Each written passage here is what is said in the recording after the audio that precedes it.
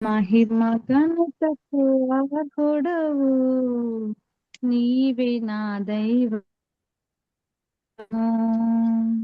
మహిమ ఘనతకు అర్హుడవు, నీవే నా దైవము. సృష్టికర్త ముక్తిదాత, సృష్టికర్త ముక్తిదాత, మస్తుతులకు పాత్రుడా. ఆరాధనా నీకే, ఆరాధనా నీకే, ఆరాధనా స్తుతి ఆరాధనా, ఆరాధనా నీకే, ఆరాధనా స్తుతి ఆరాధనా, ఆరాధనా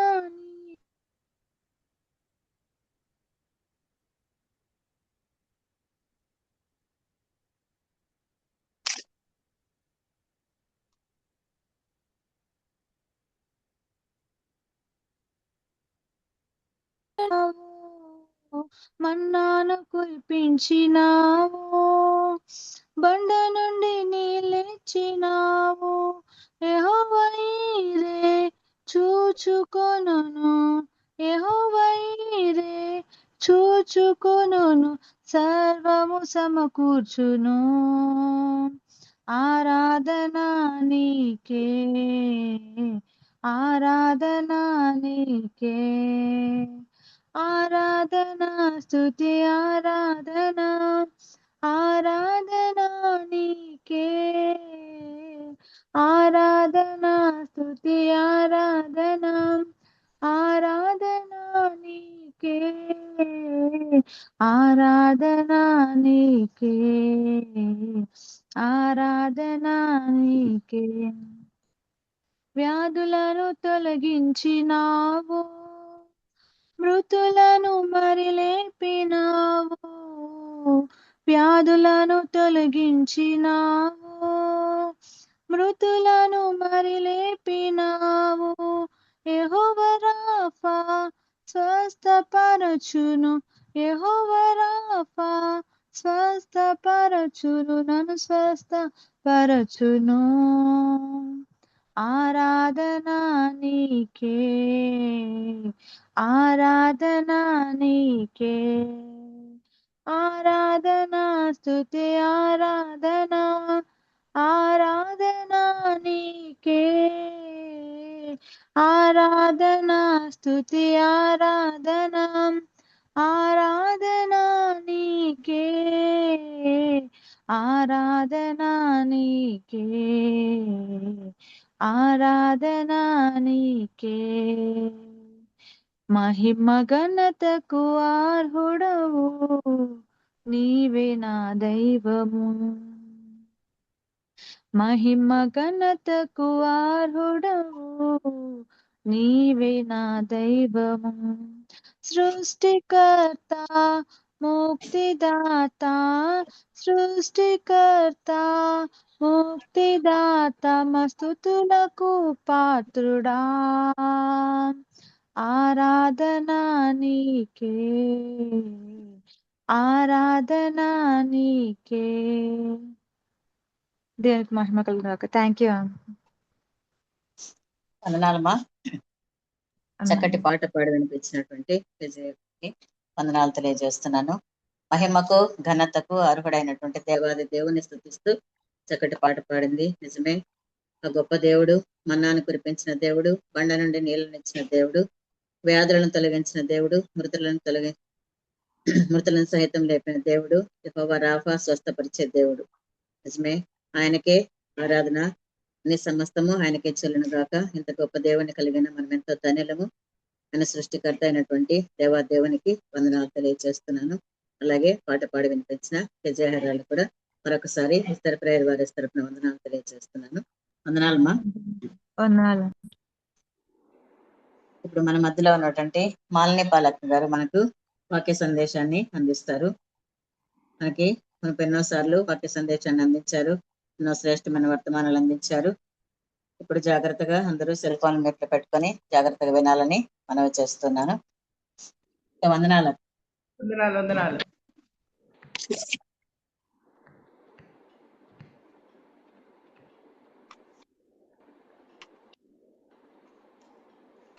కనిపిస్తున్నానా? వినిపిస్తుంది అక్క. కనిపించడం లేదు కదా? వీడియో లేదక్క, ఎందుకబ్బా? వీడియో పెట్టుకుంది. Start my video.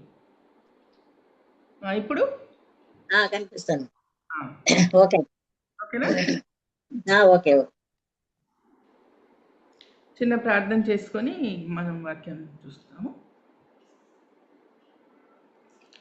ప్రేమగల మా ప్రభువా, దయగల మా తండ్రి, ఈ అమూల్యమైన సమయాన్ని మాకు అనుగ్రహించినందుకు మీకు ఎన్నో వేలాది స్తోత్రములు చెల్లిస్తున్నాం నాయన. అత్యంత విలువైన గ్రంథాన్ని మాకు అనుగ్రహించారు. అందులో ఎన్నో మర్మాలు ఉన్నాయి నాయన, మాకు తెలియదు. వీటన్నిటినీ మేము చదువుకొంచుండగా ఒకరమొకరము తెలుసుకొని గ్రహించి ఈ చివరి కాలంలో మేము ఈ అంత్యకాలంలో జరుగుతున్నవన్నీ తెలుసుకుంటుండగా మమ్మల్ని మేము క్రమపరుచుకొని మా విశ్వాసాన్ని స్థిరపరచుకొని మీరు అక్కడి కోసం ఎదురు చూసే భాగ్యాన్ని చెప్తున్న నాకు, వినుచున్న మాకందరికీ అనుగ్రహించమని యేసుక్రీస్తు పేరట అద్వినయంతో బ్రతిమాలు వేడుకొంచున్నాం తండ్రి. ఆమేన్. సరే,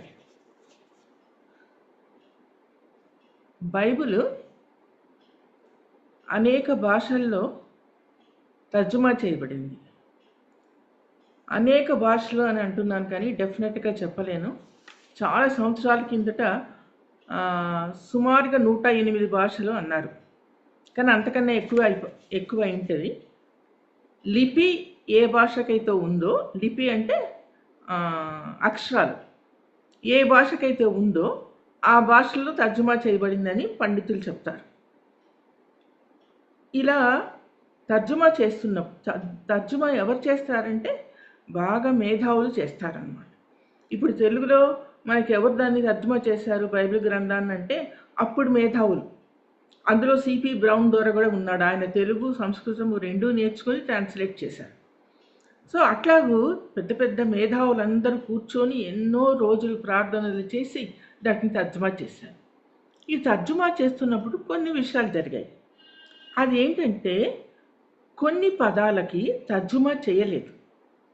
కొన్ని పదాలకి బాగా అర్థం చేసుకోండి, కొన్ని పదాలకి తర్జుమా చేయలేదు. ఎందుకు తర్జుమా చేయలేదంటే దాన్ని తర్జుమా చేయడం కూడా వాళ్ళకి ఇష్టం లేదు, సరైన పదం కూడా వాళ్ళకి దొరకలేదు, అందుకే చేయలేదు. అలా చేయను ఏంటంటే ఒకటి ఏఫోదు ఒక పదం తర్జుమా చెయ్యని పదం.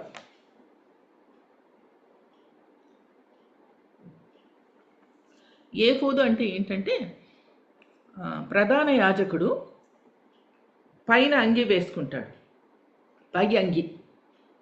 ఆ పై అంగికి ఇక్కడ బ్రెస్ట్ ప్లేట్ అంటారు. ఇక్కడ 12 మాణిక్యాలు చెక్కబడి ఉంటాయి. ఒక్కొక్క మాణిక్యం మీద ఒక్కొక్క ఇజ్రాయేలుల గోత్రాలు, ఒక్కొక్క గోత్రం పేరు ఉంటుంది. ఇక్కడ 12 ఉంటాయి. అది ఏఫోదు అంటారు. ఈ ఏఫోదుని ట్రాన్స్లేట్ చేయరు, భయపడ్డారట ట్రాన్స్లేట్ చేయడానికి. ఇది ఏ భాష అంటే హీబ్రూ భాష. మీకు తెలుసు బైబిల్ 3 భాషల్లో తర్జుమా రాయబడింది. అదేమో హీబ్రూ, అరామిక్, గ్రీక్, ఈ 3 భాషల్లో ఉంది. హీబ్రూ, అరామిక్, గ్రీక్, ఈ 3 భాషల్లో బైబిల్ రాయబడింది. నూతన నిబంధన మాత్రం గ్రీకు భాషలో రాయబడింది.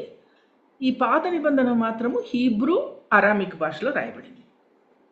యేసయ్యకు హీబ్రూ వచ్చు, అరామిక్ వచ్చు. సో ఆయన ఇచ్చిన ప్రసంగాలన్నీ హీబ్రూలోనే ఉన్నాయి, అరామిక్లో కూడా ఉన్నాయన్నమాట. ఎక్కువ అరామిక్లో మాట్లాడే వాళ్ళని మనకు చరిత్ర చెప్తుంది. యేసయ్య అరామిక్ భాషలో మాట్లాడే వాళ్ళని చరిత్ర చెప్తుంది. ఎందుకు అరామిక్ భాషలో మాట్లాడే వాళ్ళంటే యేసయ్య మెసేజెస్ వినడానికి వచ్చే జనాలు ఎవ్వరు చదువుకోలేదండి, శిష్యులు కూడా చదువుకోలేదండి, ఎవ్వరు చదువులేదు. అప్పుడు ఆ కాలంలో ఎవరికి చదువులేదు. అందుకని తన లెవెల్ తను ఉపయోగించుకోకుండా వారి లెవెల్కి దిగి వాళ్ళకి అర్థమయ్యేలాగా ఉపమాన రీతిగా బోధించాడని మనకు బైబిల్ చెప్తుంది. ఉపమాన రీతిగా. ఉపమానము అంటే ఏంటంటే earthly stories with heavenly meaning అంటాడు. అంతా ఈ భూలోకంలో జరిగే కథలే కానీ అందులో మీనింగ్ ఏమున్నదంటే పరలోక పరమార్థం ఉంది దాంట్లో. ఇప్పుడు చిన్న కథ తీసుకోండి, తప్పిపోయిన కుమారుడు అంటాం. అసలు తప్పిపోయిన కుమారుడు అనే పదం మనకు బైబిల్లో ఎక్కడా లేదు. కానీ అది ఎందుకు వచ్చిందో తప్పిపోయిన కుమారుడు అని వచ్చింది. తప్పిపోయిన కుమారుడు ఎవరంటే అందరు చిన్నోడు అంటారు. కాదండి, పెద్దోడు. ఇంట్లో ఉండి తప్పిపోయినాడు. చిన్నోడు బయటికి వెళ్ళి మళ్ళీ నాన్న దగ్గరికి వచ్చి బాగైపోయాడు. సో తండ్రి ఎలా ఉంటాడంటే, నువ్వు ఎట్లన్నా ఉండు, నా దగ్గరికి రావాలి, నా విశ్వాసంలోకి రావాలి, అప్పుడే బాగుంటుంది అని చెప్తాడన్నమాట. సో అట్లాగూ పరమార్థం ఏంటి, పరలోక అర్థం అది, నువ్వు నా దగ్గరికే రావాలి, ఎక్కడికన్నా పో, ఏమన్నా చెయ్యి, నా దగ్గరికే రావాలి అని. సో అట్లాగూ కథల ద్వారా పరమార్థాన్ని బోధించాడు. సో ఈ ఏఫోదును కూడా ట్రాన్స్లేట్ చేసేకి భయపడారు. అట్లాగే మొన్న మనం దూతల గురించి చెప్పుకున్నాం, కెరూపులు అని. ఈ కెరూపులు కూడా ట్రాన్స్లేట్ చేయలేదండి. కెరూపులు ట్రాన్స్లేట్ చేయలేదు. ఇంగ్లీష్లో సెరూప్స్ అంటారు, తెలుగులో కెరూపులు అంటారు. సో కెరూపుల్ని ట్రాన్స్లేట్ చేయలేదు, ఏఫోదుని ట్రాన్స్లేట్. కెరూపులు అంటే మనం చెప్పుకున్నాం కదా, అతి ప్రధాన శక్తివంతమైన దూతలు. వీళ్ళు కేవలం ఎవరి దగ్గర ఉంటారు, యెహోవా దేవుని దగ్గర ఉంటారు. ఇంకా వాళ్ళు ఇటు రారు. భూలోకానికి వచ్చేది ఎవరు, ప్రధాన దూతలు వస్తారు, కానీ వీళ్ళు మాత్రము ఎప్పుడు యెహోవా దగ్గరే ఉంటారు, కెరూపులు. ఇది కూడా ట్రాన్స్లేట్ చేయలేదు. ఇంకొకటి ట్రాన్స్లేట్ చేయని పదం ఏంటంటే ఊరీము తుమ్మీము. మరి ఇది విన్నారో లేదో నాకు తెలియదు. మీరు ఊరీము తుమ్మీము విన్నారు కదా. ఊరీము అంటే కర్స్, శాపము, నెగటివ్. ఊరీము అంటే కర్స్, శాపము, నెగటివ్ అర్థం. తుమ్మీము అంటే పర్ఫెక్ట్, అంటే కరెక్ట్ అయినది అన్నమాట. తుమ్మీము, ఊరీము, తుమ్మీము. ఈ ఊరీములు తుమ్మీములు ఏంటి అంటే, నేను చెప్పాను కదా, ఏఫోదు ఇక్కడ, ఏఫోదు అంగీకి ఇక్కడ 12 మణులు చెక్కబడి ఉంటాయి ఇక్కడ అని. దాని లోపల ఒక బ్యాగ్ ఉంటుందండి, చిన్న బ్యాగ్. ఆ బ్యాగ్లో ఊరీము తుమ్మీము ఉంటుంది. ఇంత పలకలు, ఊరీము తుమ్మీము అంటే జస్ట్ ఒక 3-4 ఇంచులు అట్లా ఉండొచ్చు, చిన్నది. అది ఎంత ఉందో మనకు తెలీదు, అంత చిన్నది అన్నారు. ఒకటి వైట్, ఒకటి బ్లాక్. వైట్ ఏమో తుమ్మీము, బ్లాక్ ఏమో ఊరీము. ఇవేంటంటే ప్రధాన యాజకుడు యెహోవా దగ్గరికి పోయి విచారిస్తాడు, యుద్ధానికి వెళ్ళొచ్చా, చేయొచ్చా, పలానా జరుగుతున్నది, మేమేం చేయాలో మాకు చెప్పండి అని వాళ్ళు ప్రార్థన చేయడానికి పోయినప్పుడు, ఈ పోవాలి అంటే ఆ తుమ్మీము ఏంటంటే కొంచెం అట్లా వెలుగుతుందట, చిన్న అట్లా స్పార్క్ వస్తుందట, అంటే వెళ్ళమని. తుమ్మీము పర్ఫెక్ట్ అయితే. వెళ్ళొద్దు అంటే ఈ ఊరీములో స్పార్క్ వస్తుంది, ఒకటి వైట్, ఒకటి బ్లాక్. సో అట్లా ప్రజల్ని నడిపించేదన్నమాట ఊరీము తుమ్మీము. దీన్ని కూడా ట్రాన్స్లేట్ చేయలేదు. అట్లాగూ ఇప్పుడు మన లెసన్కి వద్దాం. మన లెసన్ ఈరోజు ఏంటంటే గోగు మాగోగు యుద్ధం. గోగు మాగోగు యుద్ధాన్ని గురించి మనం చూద్దాము. ఈ గోగు మాగోగు కూడా హీబ్రూ పదాలండి. గోగు మాగోగు కూడా హీబ్రూ పదాలే. దీన్ని కూడా ట్రాన్స్లేట్ చేయలేదు. ఎందుకు చేయలేదంటే మరి నాకు తెలియదు, ఎందుకు చేయలేదో నాకు తెలియదు. ఇది చాలా ఇంపార్టెంట్ యుద్ధము అని ఇటీవల కాలంలో చాలామంది చెప్తున్నారు. కొంతమంది ఇప్పుడు జరిగే యుద్ధం గోగు యుద్ధమే, మాగోగు యుద్ధమే అంటున్నారు. కాదండి, కాదు. గోగు యుద్ధము, గోగు మాగోగు యుద్ధం ఇంతవరకు రాలేదు, రాబోతుంది మనం ఉండే అంత్య దినాలలో. సో మనం ఇప్పుడు చదువుతున్న యుద్ధం కానీ, ఇప్పుడు చదువుతున్న విషయాలు కానీ బైబిల్ వెలుగులో ప్రపంచాన్ని చూడాలి. మన సొంతంగా మనం ప్రపంచాన్ని చూడడం కాదు, కానీ బైబిల్ వెలుగులో ప్రపంచాన్ని మనం చూస్తూ ఉండాలి. సో ఈ గోగు మాగోగు యుద్ధము రెండు సార్లు జరుగుతుందండి. బాగా ఫాలో కండి. గోగు మాగోగు యుద్ధము 2 సార్లు జరుగుతుంది. ఈ గోగు అంటే అర్థం ఏంటంటే, ఇది హీబ్రూ పదము. గోగు అంటే అధిపతి అని అర్థం. అధిపతి లేకపోతే పాలకుడు, రూలర్, కింగ్. కింగ్ అన్న మాట రాయలేదు, కానీ పాలకుడు, అడ్మినిస్ట్రేటివ్, అధిపతి, హెడ్ అలా అన్నారండి. గోగు అంటే అర్థం హీబ్రూ భాషలో అది అధిపతి, పాలకుడు అని, నాయకుడు, ఇది అర్థం వస్తుంది గోగు. మాగోగు అంటే ప్రజలు అన్నారు. ప్రజలు అంటే ఒట్టి ప్రజలు కాదు, బ్రాకెట్లు రాసుకోండి, వివిధ రాజ్యాలకు చెందిన ప్రజలు. మాగోగు అంటే వివిధ రాజ్యాలకు చెందిన ప్రజలు. అంటే ఒక రాజ్యం కాదు, ఎన్నో రాజ్యాలు ఉంటాయి. ఎన్ని రాజ్యాలు ఉంటాయో మనం చెప్పలేము, తర్వాత చెప్తాను నేను మీకు ఎన్ని రాజ్యాలు ఉంటాయి బైబిల్ ప్రకారం. సో ఈ వివిధ రాజ్యాల ప్రజలు గోగు ఆధిపత్యం క్రింద వస్తారు కాబట్టి దానికి ఏమని పేరు పెట్టారంటే గోగు మాగోగు యుద్ధం అని పిలిచారనమాట. దాన్ని అర్థమవుతుంది కదా. ఇప్పుడు ఈ గోగు మాగోగు యుద్ధం 2 సార్లు వస్తుందని చెప్పాను. మొట్టమొదటిది ఎహెచ్కేలు 38:16 ఉందన్నమాట. ఎహెచ్కేలు 38. అందరూ ఎహెచ్కేలు తీసి పెట్టుకోండి, మనం చదువుతుంటే మనకు అన్నీ అర్థమవుతుంది. ఎహెచ్కే గ్రంథం ఇది 1000 సంవత్సరాల పాలనకు ముందుగా జరుగుతుంది, తర్వాత కాదు. 1000 సంవత్సరాల పాలనకు ముందు జరుగుతుంది మొట్టమొదటి జరిగే గోగు మాగోగు యుద్ధం. ఇది మనకి ఎక్కడ ఉందంటే ఎహెచ్కేల్ 38వ అధ్యాయంలో ఉంది. తర్వాత రెండవసారి కూడా జరుగుతుంది గోగు మాగోగు యుద్ధము. అది ఎప్పుడు జరుగుతుందంటే 1000 సంవత్సరాల పాలన తర్వాత జరుగుతుంది. 1000 సంవత్సరాల పాలన తర్వాత జరుగుతుంది. 1000 సంవత్సరాల పాలన ముందు జరిగేది మొదటి యుద్ధము గోగు మాగోగు. రెండవ గోగు మాగోగు యుద్ధం ఎప్పుడు జరుగుతుందంటే 1000 సంవత్సరాల తర్వాత. అది ప్రకటన గ్రంథము 27లో ఉంది.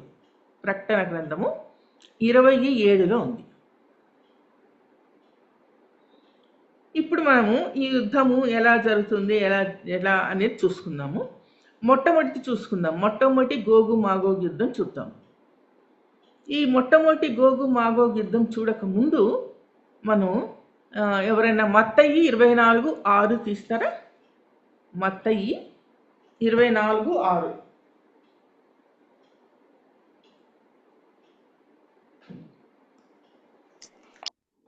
మరియు మీరు యుద్ధములను గూర్చియు యుద్ధ సమాచారములను గూర్చియు వినబోదురు. మీరు కలవర పడకుండా చూచుకొనుడి. ఇవి జరగవలసి ఉన్నవి, కానీ అంతము వెంటనే రాదు. జనము మీదికి జనమును, జనము మీదికి జనమును, రాజ్యము మీదికి రాజ్యమును లేచును. అక్కడక్కడ కరువులను భూకంపములను కలుగును. ఇవన్నీ వేదనలకు ప్రారంభము. అప్పుడు జనులు మిమ్మల్ని శ్రమల పాలు చేసి చంపెదరు. మీరు నా నామము నిమిత్తము సకల జనముల చేత ద్వేషింపబడుదురు. అనేకులు అభ్యంతరపడి ఒకరినొకడు అప్పగించి ఒకరినొకడు ద్వేషింతురు. అనేకులైన అబద్ధ ప్రవక్తలు వచ్చి పలువురిని మోసపరచెదరు. అక్రమం విస్తరించుట చేత అనేకుల ప్రేమ చల్లారును. అంతము వరకు సహించిన వాడెవడో వాడే రక్షించబడును. మరియు ఈ రాజ్యసులకు సకల జనములకు సాక్షార్థమై లోకమందంతటను ప్రకటింపబడును. అటు తర్వాత అంతము వచ్చును. అంతం ఈ దేశానికి, ఈ ప్రపంచానికి అంతం వస్తున్నది అంటే దానికి సూచనలు చెప్పాడు. శిష్యులు అడిగారండి, యేసయ్య మాకు ఎలా తెలుస్తుంది ఇవన్నీ అని అంటే అప్పుడు శిష్యులకు చెప్తాడు. యేసయ్య చెప్పిన మాటలు ఇవి. అంత తొందరగా రాదు, యుద్ధ సమాచారాలు వింటారు, కరువులు కాటకాలు వస్తాయి, రాజ్యం మీదకి రాజ్యం లేస్తుంది, భూకంపాలు కలుగుతాయి. ఇవన్నీ ఏంటంటే సూచనలు. ఇప్పుడు జరుగుతున్నాయండి. భూకంపాలు వస్తున్నాయి, కరువులు వస్తున్నాయి, ఒక దేశం మీద ఒక దేశము యుద్ధానికి వెళ్తున్నది. ఏ దేశం కూడా శాంతియుతంగా లేదండి. మీరు గమనించండి. ఇప్పుడు మనకు భారతదేశం ఎగ్జాంపుల్గా తీసుకోండి. భారతదేశం కుంటే పక్కన పాకిస్తాన్ ఉంది. పాకిస్తాన్తో మనకి ఎప్పుడు గొడవే. కాశ్మీరుని ఆక్యుపై చేసుకున్నారు, అది మాకు ఇవ్వమని పిఓకే అంటారు. పాకిస్తాన్ ఆక్యుపైడ్ కాశ్మీర్, అది మాది అంటారు. ఇటువైపు వస్తే సిఓకే అంటారు. చైనా దురాక్రమణకు చాలా పేరు పెట్టిందండి. చైనా ఏంటంటే సిఓకే, చైనా ఆక్యుపైడ్ కాశ్మీర్. మధ్యలో ఐఓకే, ఇండియా ఆక్యుపైడ్ కాశ్మీర్. 3 ఉన్నాయి. Pakistan occupied Kashmir, India occupied Kashmir, China occupied Kashmir. మనమేమంటున్నామంటే ముందు నుంచి కాశ్మీర్ మాది, మాకు వదిలేసేయండి అంటున్నాము. వదలడం లేదు. ఎప్పుడు వాళ్ళతో మనకు యుద్ధాలే. అట్లాగే ఇజ్రాయెల్ కూడా మీకు తెలుసు. ఇజ్రాయెల్ 1948వ సంవత్సరంలో పుట్టిన తర్వాత 2 రోజులకే యుద్ధం వచ్చిందండి. 6 రోజుల యుద్ధం. దాన్నే 6 days war అన్నారు. సిరియా యుద్ధం వచ్చింది. సో అట్లాగూ యుద్ధము మా రక్తంలో ఉంది అంటాడు ఇజ్రాయేలీలు. పుట్టినప్పటి నుంచి యుద్ధాలే. అంతకుముందు కూడా బానిసత్వాన్ని అనుభవించారు ఇజ్రాయేలీలు. ఎందుకు బానిసత్వాన్ని అనుభవించారంటే ఘోరమైన విగ్రహారాధనలో ఉండేవాళ్ళు. ఈజిప్ట్ దేశంలో నేర్చుకున్నారు, ఇతరులతో నేర్చుకున్నారు. మీరు నా జనులు, మీరు ఇవి చేయకూడదంటే వినలేదు. అందుకనే శాపం అండి, వీళ్ళకి చాలా శాపం ఉండింది. ఎన్నిసార్లు నా రెక్కల కింద పక్షిలాగా నా రెక్కల కింద చేర్చుకోవాలన్నా మీరు వల్లకపోతురి అంటాడు యెహోవా దేవుడు. అట్లాగే ఇజ్రాయేలీలు చాలా డిజోబీడియంట్గా ఉన్నారు. అందుకనే వాళ్ళకి చాలా పనిష్మెంట్స్ వస్తూ ఉన్నాయి. సో ఇవన్నీ ఉన్నందువలన ఇజ్రాయేలీలు విశ్వాసంలోకి రాలేకపోయారు. ఈ యుద్ధాలు ఇవన్నీ జరుగుతున్నప్పుడు ఇప్పుడిప్పుడు నేర్చుకుంటున్నారు, ఇప్పుడిప్పుడు చదువుతారు. వాళ్ళకు కొత్త నిబంధన వాళ్ళకి తెలియదండి, పాత నిబంధనే తెలుసు. ఇప్పుడిప్పుడు కొత్త నిబంధన చదువుకొని అన్నీ తెలుసుకుంటున్నారు. యెహోవా దేవుడు ఉన్నాడని, యేసయ్యని మనమే ఉరి తీసామని, సిలువ వేసామని ఇవన్నీ తెలుసుకుంటున్నారు. ఇప్పుడు గోగు మాగోగు యుద్ధానికి వెళ్తాం మనం. ఎవరి మధ్యలో ఈ గోగు మాగోగు యుద్ధం జరుగుతుందంటే, మొట్టమొదటి గోగు మాగోగు యుద్ధము ఇజ్రాయేలీలకి మాగోగుకు మధ్యలో జరుగుతుంది. సో మాగోగు అంటే నేను చెప్పాను ప్రజలు, గోగు అంటే అధిపతి లేకపోతే పాలకుడు, మాగోగు అంటే ప్రజలు. ఈ ప్రజలంటే వివిధ రాజ్యాలకు చెందిన ప్రజలు ఉంటారు అందులో, దాన్ని మాగోగు అంటారు. సో ఈ గోగు మాగోగు యుద్ధము రెండు ఉన్నాయి. ఒకటేమో 1000 సంవత్సరాల ముందు, ఇంకొకటేమో 1000 సంవత్సరాల తర్వాత. ఇప్పుడు మొట్టమొదటి యుద్ధం చూసుకుందాం, 1000 సంవత్సరాల ముందు జరిగేది. అది ఎహెచ్కేల్లో ఉందని చెప్పాను. అది ఎవరికి జరుగుతుందంటే మాగోగుకి ఇజ్రాయేలీకి మధ్య జరుగుతుంది.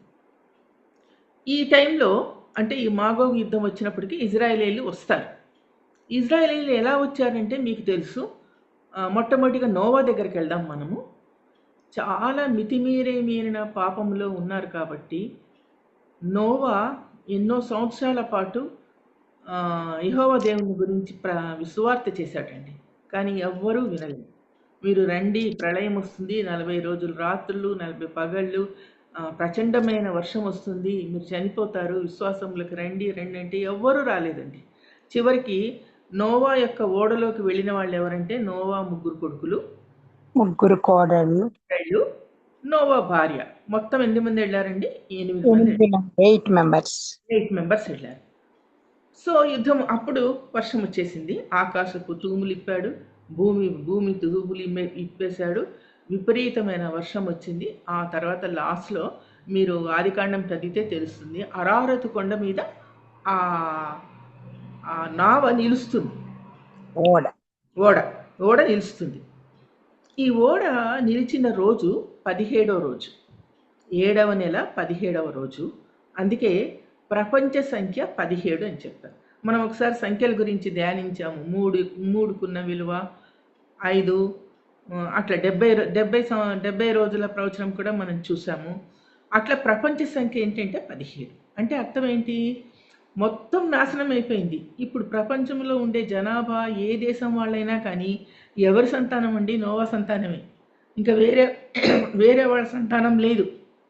ఈ నోవాకి ఎంతమంది పిల్లలు? 3. షేము, హాము, యాపెతు. వీళ్ళ 3 యొక్క సంతానమే ఇప్పుడు మొత్తం ప్రపంచం అంతా ఉంది. అది కాదు అని ఎవరు చెప్పడానికి వీల్లేదు. వీళ్ళ సంతానమే. ఈ షేము, హాము, యాపెతు సంతానము ఏ దేశాల్లో ఉన్నారన్నది మనకు చరిత్రలో అంతా ఉన్నది. ఇంకా అవన్నీ చెప్తే చాలా పెద్దగా అవుతుంది, అందుకే నేను చెప్పడం లేదు. షేము, హాము, యాపెతు.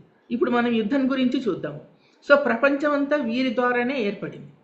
మీరు ఆదికాండము 11:10 చూడండి. ఆదికాండము 11:10.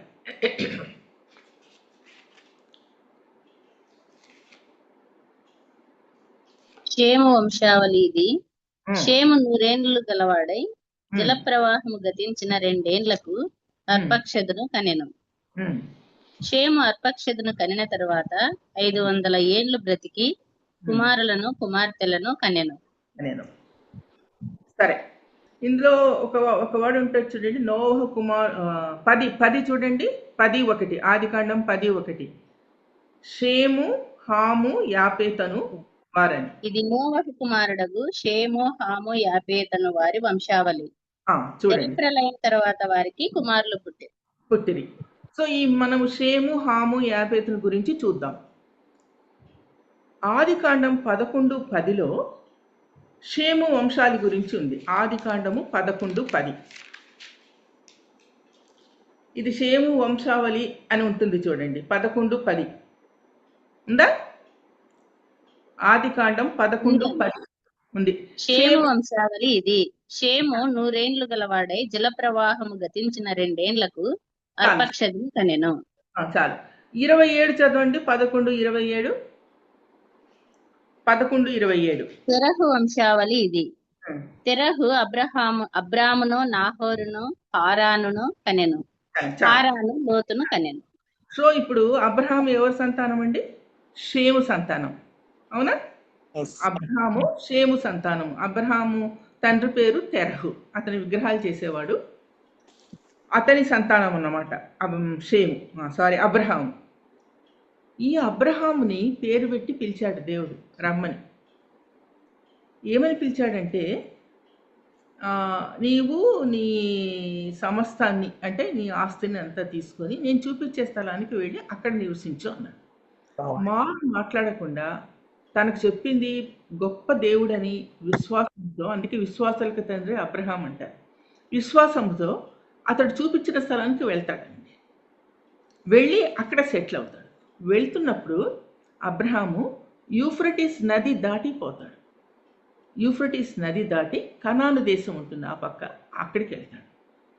ఆ వచ్చిన వాళ్ళని ఏమని పిలవాలి? కొత్తగా వచ్చి అక్కడ ఉన్నారు కదా, అక్కడ వాళ్ళని ఏమని పిలవాలి? ఎట్లా చేయాలంటే అక్కడున్న కనానీయులు వీళ్ళని ఏమని పిలిచారంటే హెబ్రియులు అని పిలిచారు.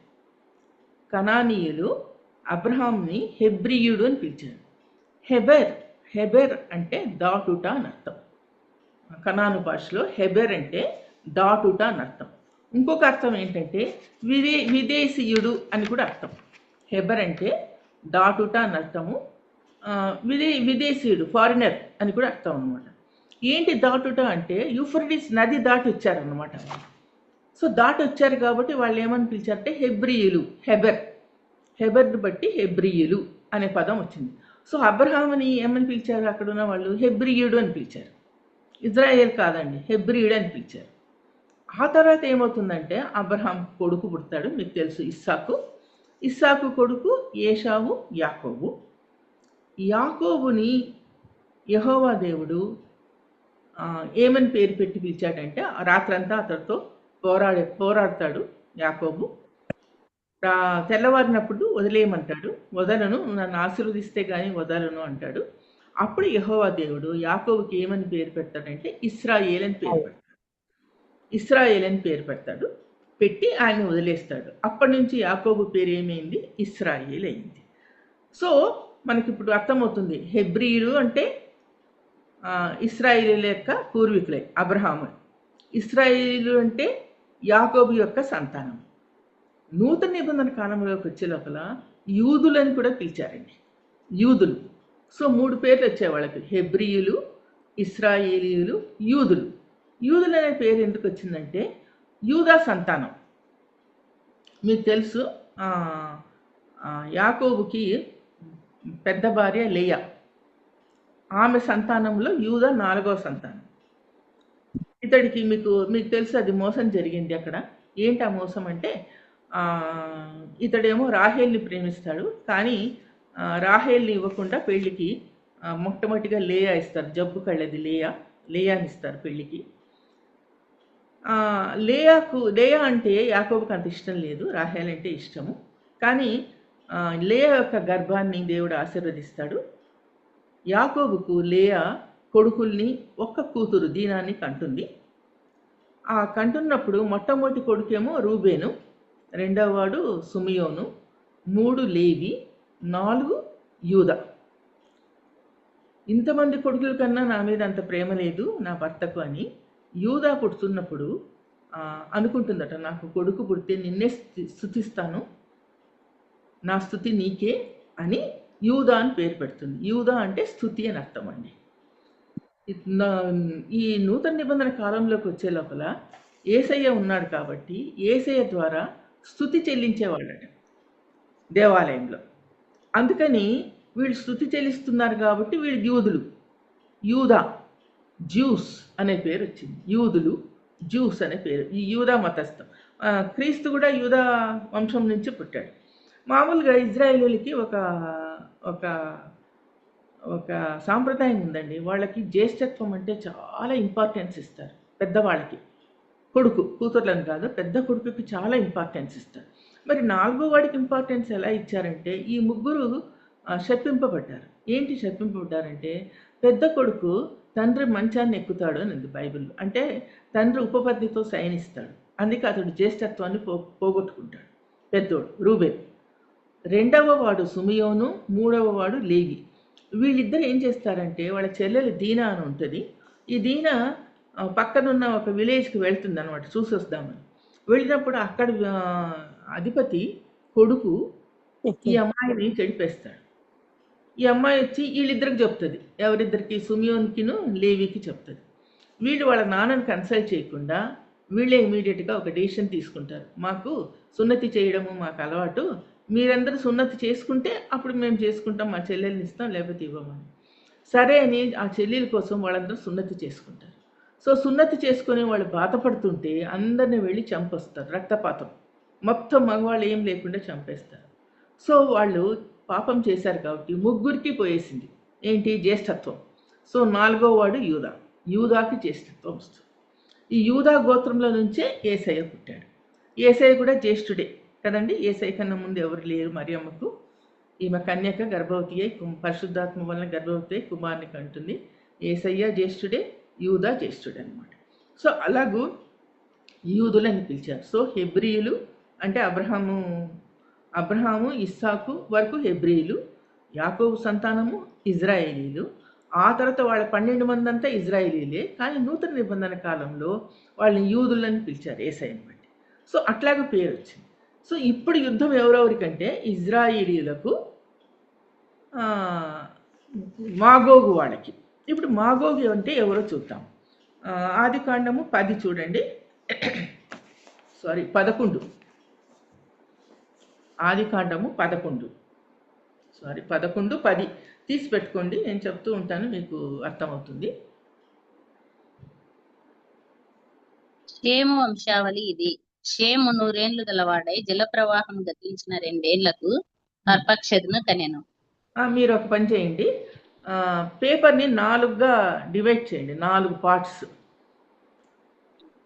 అంటే ఇప్పుడు పేపర్ ఉంటుంది కదా, 4 పార్ట్స్గా డివైడ్ చేసుకోండి. పైన ఒకటి హెడ్డింగ్ రెఫరెన్స్ అని పెట్టుకోండి, రెండవది తండ్రి పేరు అని పెట్టుకోండి. ఫస్ట్ ఏమో రెఫరెన్స్ REF అని పెట్టుకోండి, రెండవది తండ్రి పేరు, మూడవది పాత పేరు అంటే ఆ దేశం యొక్క పేరు, పాత పేరు, నాలుగవది కొత్త పేరు. అలా పెట్టుకోండి, మీకు బాగా అర్థమవుతుంది.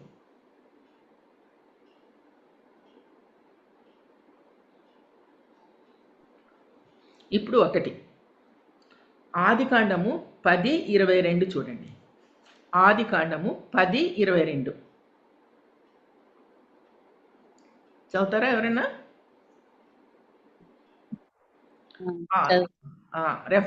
రెఫరెన్స్ కింద ఆదికాండం 10:22 పెట్టుకోండి. షేము కుమారులు ఏలాము, అష్షూరు, అర్పక్షదు, లూదు, ఆరాం అనువారు. చాలు. షేము తండ్రి పేరు దగ్గర షేము,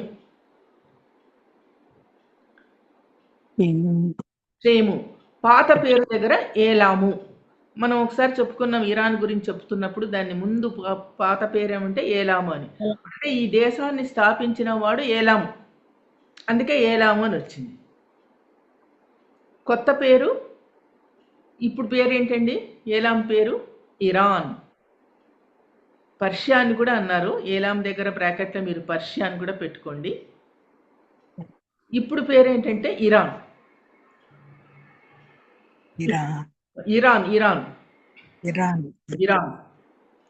ఇప్పుడు యుద్ధం జరిగేది ఇజ్రాయెల్కి ఇరాన్కేనండి. ఫస్ట్ ఇరాన్ అనేది ఎలా వచ్చిందంటే వాళ్ళంతా ఆర్యులని చెప్పుకుంటారు, ఆర్యన్ నుంచి అది ఉర్దూలో ఇరాన్ అయిపోయింది అనమాట. మనకు కూడా భారతదేశంలో మేము ఆర్యులము అని చెప్తారు.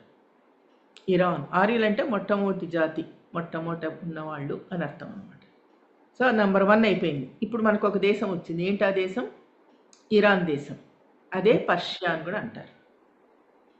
తర్వాత రెండవది రెఫరెన్స్ కింద ఆదికాండం 10:6.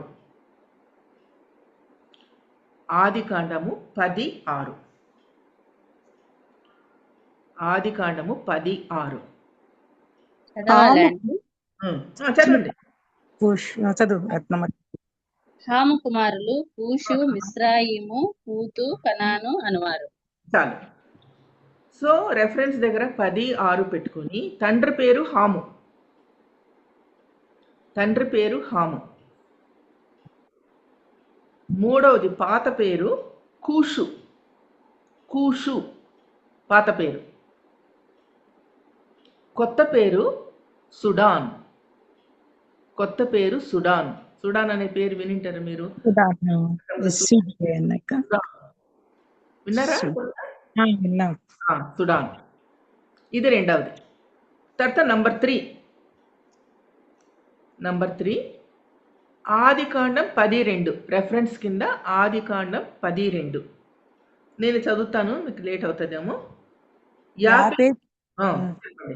యాపేతు కుమారులు గోమెరు, మాగోగు, యువాను, తూబాలు, మెషెకు, తీరెస్ అనువారు. చాలు. సో తండ్రి పేరు కింద యాపేతు అని పెట్టుకోండి. యాపేతు. తండ్రి పేరు కింద యాపేతు. పాత పేరు కింద మెషక్.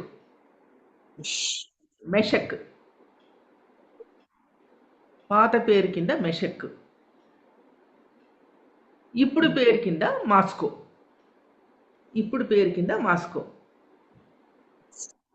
మాస్కో ఉన్నదండి. ఇప్పుడు ప్రెసెంట్ ఇది ఉంది మాస్కో. నేను తర్వాత చెప్తాను ఇవన్నీ ఎలా వచ్చాయి, ఇవి రాసుకున్న తర్వాత. నంబర్ 4 రష్యా కదా మాస్కో?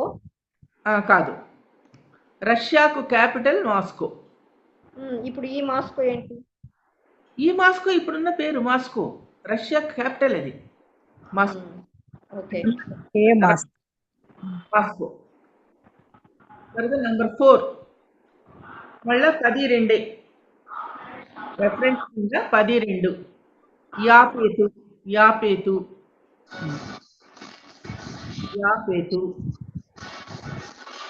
పాత పేరు కింద తుబాలు.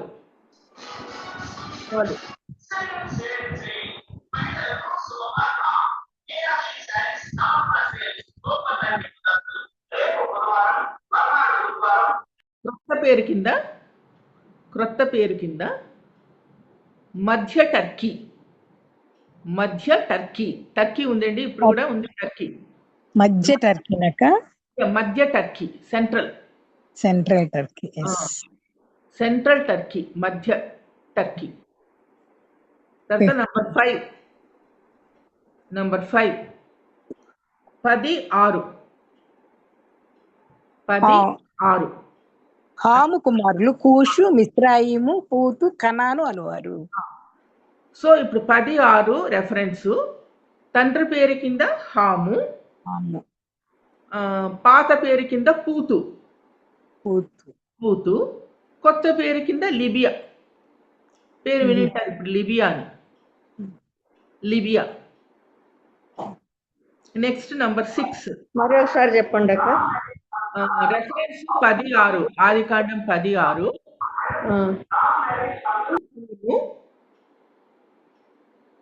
పాత పేరు పూతు, కొత్త పేరు లిబియా.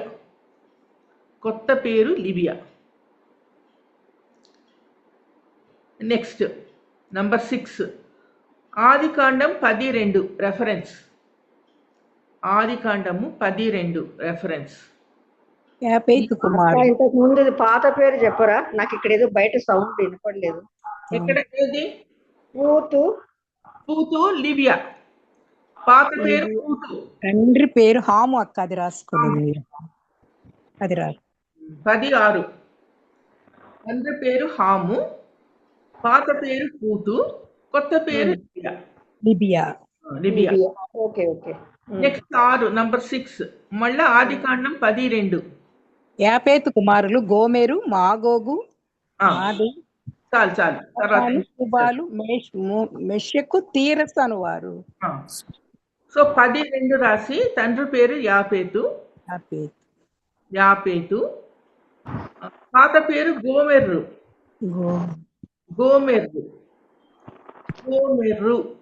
పాత పేరు. కొత్త పేరు టర్కీ, ఉత్తర టర్కీ. ఉత్తర టర్కీ. కొత్త పేరు ఉత్తర టర్కీ. అదే 6. తర్వాత 7 ఆదికాండం 13. ఆదికాండం 13. హోమేరు కుమారులు అష్కనజు, రీఫతు, తోగర్మ అనువారు. యాపేతు రాసుకోండి. యాపేతు. తొగర్మ పాత పేరు తొగర్మ. తొగర్మ. కొత్త పేరు అర్మేనియా. ఎందుక కొత్త పేరు Armenia. Armenia. Azerbaijan. Armenia, Azerbaijan. అజర్ AZER అజర్బైజాన్. BIZON బైజాన్. నెక్స్ట్ 8 ఎహెచ్కేల్ 8:2 రెఫరెన్స్ క్రింద. ఎహెచ్కేలు 8:2. సారీ 8 కాదమ్మా, 38:2. 38:2. అక్కడ తండ్రి పేరు మనకేం చెప్పలేదు, అందుకే అక్కడ రాసుకోద్దండి తండ్రి పేరు. పాత పేరు రోషుకు. పాత పేరు రోషుకు. కొత్త పేరు రష్యా. రష్యా. రోషుకు పాత పేరు రోషుకు. కొత్త రోషుకు. 38:2 ఉంది చూడండి. రోషునకు అనుందక్క. రోషుకు. రోషునకు. రోషుకు. అక్కడ కూడా మీకు 38:2లో కూడా బాగా కనిపిస్తుంది, ఉంటుంది చూడండి. రోషునకు, మెషకునకు, తుబాలునకు అట్లా ఉంటది. రష్యా. ఇవి మనకు బైబిల్లో చూపించిన దేశాలండి. నేను చెప్పాను కదా, మాగోగ్ అంటే అర్థం ఏంటి? ప్రజలు అని. ప్రజలు అంటే ఏం ప్రజలు? కొన్ని దేశాలకు చెందిన ప్రజలు. ఆ కొన్ని దేశాలు ఏమంటే ఈ 8 దేశాలు. వివిధ రాజ్యాలకు చెందినవారు. ఈ రాజ్యాలకు చెందిన వాళ్ళు కాకుండా ఇంకా ఆఫ్రికా రాజ్యాలు కూడా ఉన్నాయట. అవి మనకు సూచించలేదు, కానీ ఉన్నాయంట. ఆఫ్రికా రాజ్యాలు ప్లస్ ఆఫ్రికా రాజ్యాలు అంటే దక్షిణ వైపు రాజ్యాలు. ఇప్పుడు మనం చూసుకున్న రాజ్యాలన్నీ ఉత్తర వైపు రాజ్యాలు. ఎవరికి ఉత్తరము? ఇజ్రాయెల్ దేశానికి ఉత్తరం. అక్కడ నుండే యుద్ధం వస్తుందని చెప్పి మనకు బైబిల్లో ఉన్నదండి. ఈ గోగు మాగోగు యుద్ధం ఉత్తర వైపు నుంచి వస్తుందని ఉంది. వీళ్ళు కూడా కలుస్తారు. ఎవరు? దక్షిణ వైపు వాళ్ళు కూడా కలుస్తారు. దక్షిణం ఏముంది? ఆఫ్రికా దేశం ఉందన్నమాట. ఈ అన్నింటిలో టర్కీ చాలా ఇంపార్టెంట్. టర్కీ దేశం వీళ్ళకి.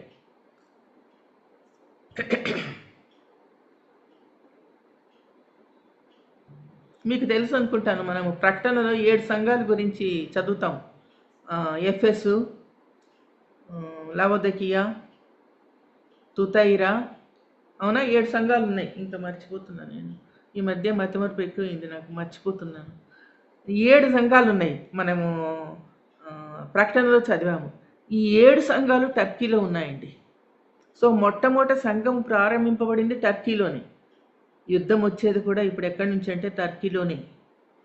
మాగోగు యుద్ధానికి టర్కీనే బహుశా సెంటర్ అయిపోతుందేమో. ఎందుకంటే ఇక్కడ చిన్న ఒక విషయాన్ని బాగా ఫాలో కండి. ఇప్పుడు ఇజ్రాయిల్ ఇలా ఉంటే ఉత్తరము, దక్షిణము ఇవన్నీ ఉంటాయి. ఉత్తరం ఉన్న దేశాలు, ఇప్పుడు మనం చెప్పుకున్న దేశాలని ఉత్తరం ఉన్నాయి. సో యుద్ధం ఎక్కడి నుంచి వస్తుందంటే ఇజ్రాయెల్ వాళ్ళకి ఉత్తరం నుండే వస్తుంది. ఇప్పుడు మీకు తెలుసు, ఇరాన్ నుండి అసలు ఇరాన్కి ఇజ్రాయెల్కి మధ్య దూరము 2000 కిలోమీటర్లు అండి. మధ్యలో ఇరాక్ ఉంటుంది. మీరు ఎప్పుడైనా పటం చూడండి, మీకు బైబిల్ వెనకాల ఉంటుంది, కొన్ని బైబిల్స్ వెనకాల ఈ పటం ఉంటుంది. ఇరాన్కి ఇజ్రాయెల్కి మధ్యలో ఇరాక్ ఉంటుందండి. కానీ ఇరాన్కు ఇజ్రాయెల్ ఉండడం ఇష్టం లేదు. ఎందుకు ఇష్టం లేదంటే వాళ్ళకి వీళ్ళకి పడదు. ఈ రాజ్యాలు ఎలా ఉండేవి, ఏం చేస్తున్నాయి అని చూసుకుంటే మనము ఈ ఈ రాజ్యాలు మనకి చరిత్రలో చూస్తే ఫస్ట్ రష్యాని ఏమని పిలిచారంటే యుఎస్ఎస్ఆర్ అన్నారు. Union of Soviet socialist republic అన్నారు. USSR, union of socialist union of socialist socialist మర్చిపోయినా చూడండి. Soviet socialist republic. Republic socialist republic. Republic union USSR అన్నారు. తర్వాత వీళ్ళందరూ వాళ్ళకు పోట్లాడుకొని విడిపోయినారు. ట్రాన్స్ కాకేషియా, వైట్ ఏషియా. తర్వాత ఇప్పుడు యుద్ధం జరుగుతున్నది చూడండి, ఒకటి రష్యాతో యుద్ధం చేస్తూ ఉంది ఒక దేశం, ఆ దేశము, ఇవన్నీ విడిపోయాయండి. దేనికి దానికి విడిపోయేసి ఎవరందరికీ పాలించుకుంటున్నారు. ఇప్పుడు ఎవరు? యుక్రెయిన్. విడిపోయినాయి. అంతకుముందు అన్ని కలిసి ఉండేవి, పెద్దగా ఉండేది యుఎస్ఎస్ఆర్ అనేవాళ్ళు. యుఎస్ఎస్ఆర్ విడిపోయి మాస్కో వేరు, అట్లా ఇవి వేరు అవన్నీ. మాస్కోకి రష్యా క్యాపిటల్ అయిపోయింది, వాళ్ళు చేసుకుంటున్నారు. కానీ పవర్ఫుల్ అనండి, ఇవన్నీ పవర్ఫులే. వీటికి తోడు పవర్ఫుల్ ఇంకోటి ఏమొచ్చిందంటే మనకి బైబిల్లో ఉంది. ఆ దేశం కూడా చెప్పగలరా ఏ దేశమో?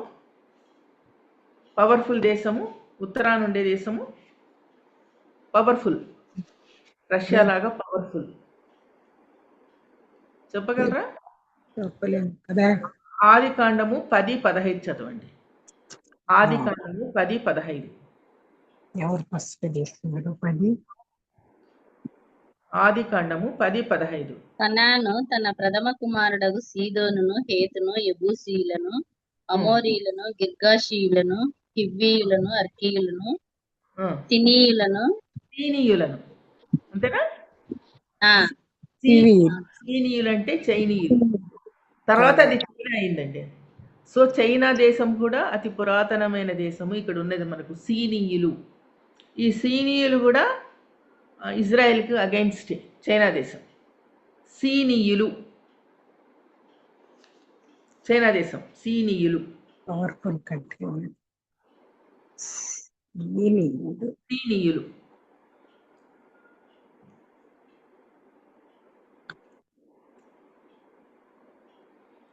సో ఈ దేశాలన్నీ కలుస్తాయండి. మనకు బైబిల్ ప్రకారం 8 దేశాలు చూపిస్తున్నారు మనకు, కానీ అంతకన్నా ఎక్కువ కలుస్తాయి. మాగోగు యుద్ధంలో అంతకన్నా ఎక్కువ తెలుస్తాయి. ఇప్పుడు మనము ఎహెచ్కేల్కి వద్దాం. మాగోగు యుద్ధం, ఎహెచ్కేల్ 38కి రండి.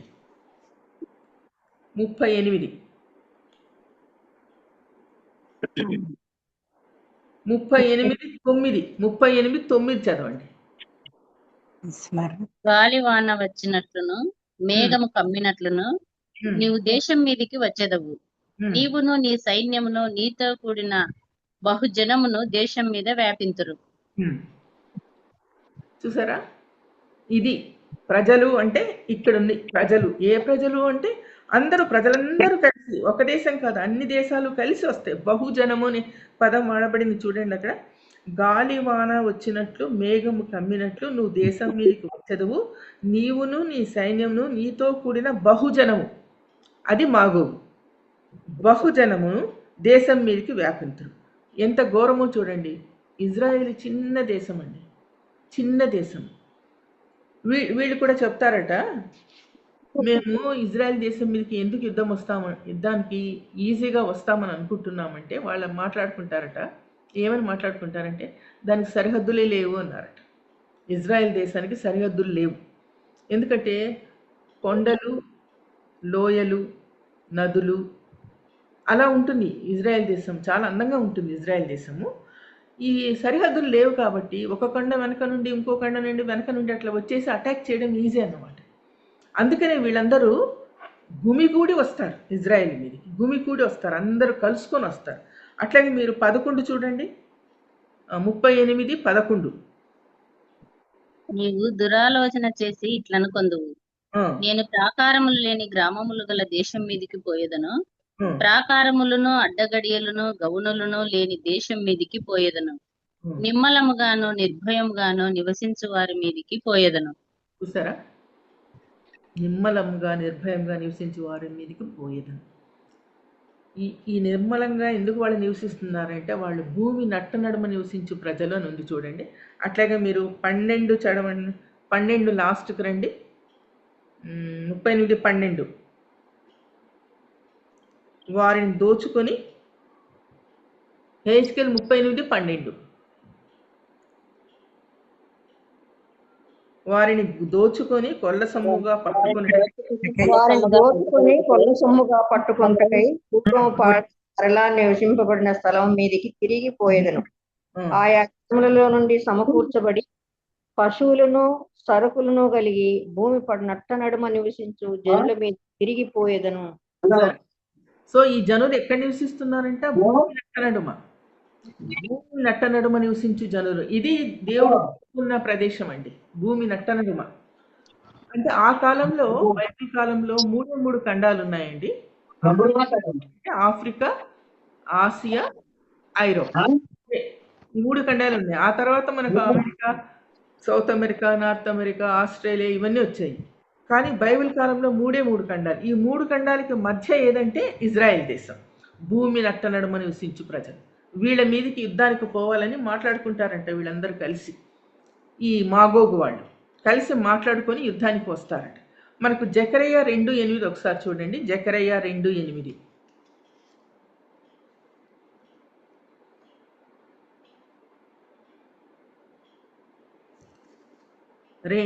జకరియా 2:8.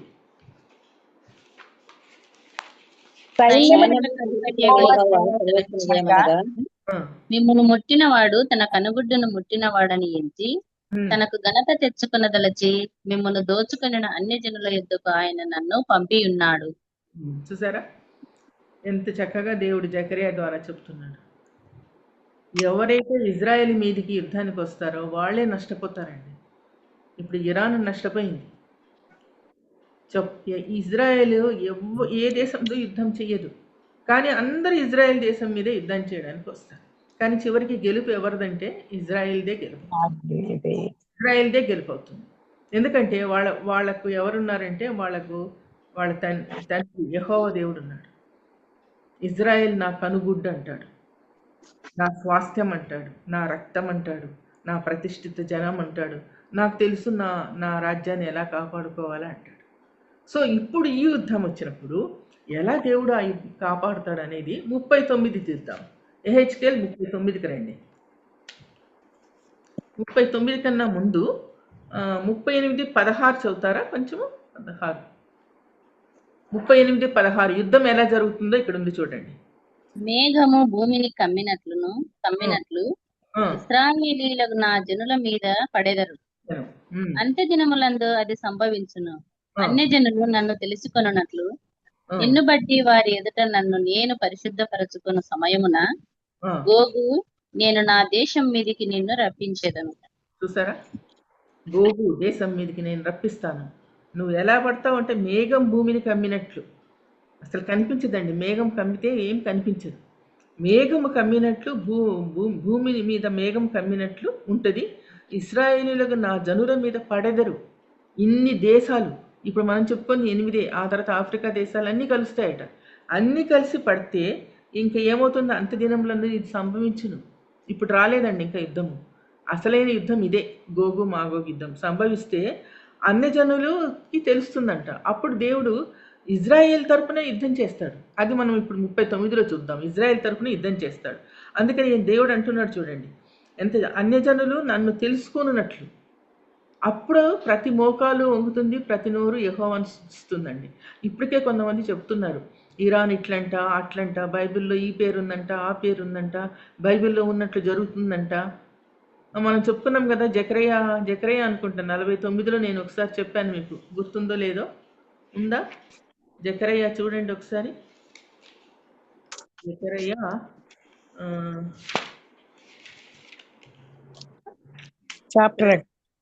జకరయ్యానేనా లేకపోతే చెప్పండి, ఏదో మర్చిపోకుండా ఉండండి, గుర్తొచ్చినప్పుడు చెప్తాను నేను. సో అట్లాగూ యుద్ధం జరుగుతున్నప్పుడు దేవుడు చెప్తున్నాడు, మేఘం కమ్మినట్లు కమ్ముతుంది, ఇలా వస్తుంది అలా వస్తుంది అని చెప్తున్నాడు దేవుడు. మనం చాలా జాగ్రత్తగా ఉండాలి. ఇప్పుడు వార్ ఎఫెక్ట్, యుద్ధము మీదకి వాళ్ళు వస్తారని చెప్పేశాడు. ఎలా వస్తారంటే మేఘం కమ్మినట్లు వస్తారని చెప్పాడు. ఇప్పుడు దాన్ని దేవుడు ఎలా ఎదుర్కొంటాడో అనేది మనం చూడాలి. అది ఎట్లా ఎట్లా తన ప్రజల్ని దేవుడు కాపాడుకుంటాడు అన్న విషయాన్ని మనం చూసుకుంటే, అంతకన్నా ముందు 38:21 చదవండి.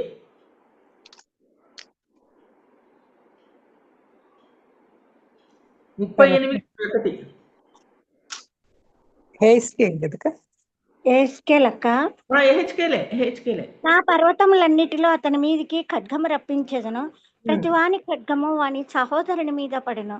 ఇదే ప్రభువు యెహోవా వాక్కు. తెగులు పంపి హత్య కలుగజేసే అతని మీదను, అతని సైన్యపు వారి మీదను, అతనితో కూడిన జనముల అనేకముల మీదను ప్రళయమైన వానను, పెద్ద వడగండ్లను, అగ్ని గంధకములను కురిపించి నేను అతనితో వాద్యమాడుదును. నేను యెహోవానై ఉన్నానని అన్యజనులు అనేకులు తెలుసుకున్నట్లు నేను ఘనత వహించి నన్ను పరిశుద్ధపరచుకుని వారి ఎదుట నన్ను తెలియపరచుకుందును. ఎలా ఉందో యుద్ధము? ప్రతివాని ఖడ్గము ఎదుటివాని ఖడ్గం మీద ఎదురు తిరుగుతుందట.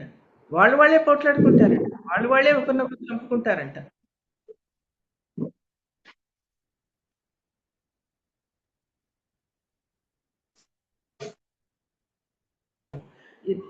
ప్రకృతి వైపరీత్యాలన్నీ ఇప్పుడే జరుగుతున్నాయి మనకు, మీరు గమనించండి. ఎండ ఇప్పుడు ఇటీవల కాలంలో 47-48 వరకు పోయింది డిగ్రీస్. సాయంకాలం వేళలో వడగండ్ల వర్షం వస్తుందండి. ప్రకృతి వైపరీత్యాలు ఇవన్నీ అంత్యకాల సూచనలే మనకు. తర్వాత దేశం మీదకి దేశం యుద్ధం జరుగుతూ ఉన్నది, కరువులు కటకాలు వస్తున్నాయి, గ్యాస్ దొరకడం లేదు. ఇంకా 2 రోజులు పోతే మనకు వచ్చే జీతం సరిపోదండి. బియ్యము, బేడలు, నూనెలు అన్నీ ఖరీదే. మోడీ గారు చెప్పారు నూనె కూడా తక్కువ వాడండి అన్నాడు, పెట్రోల్ తక్కువ వాడండి అన్నాడు. తక్కువ వాడడం ఏంటి, ఇంకా అసలు దొరకదు మనకు.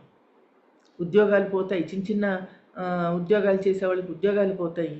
అసలు కరువులు అన్నీ వస్తాయండి. ఎట్లా దాన్ని మనం ఎదుర్కోవాలంటే మనం విశ్వాసంలో ఉంటే దేవుడే మనల్ని కాపాడతాడు. ఇప్పుడు 39కి రండి. 39:2 చూడండి.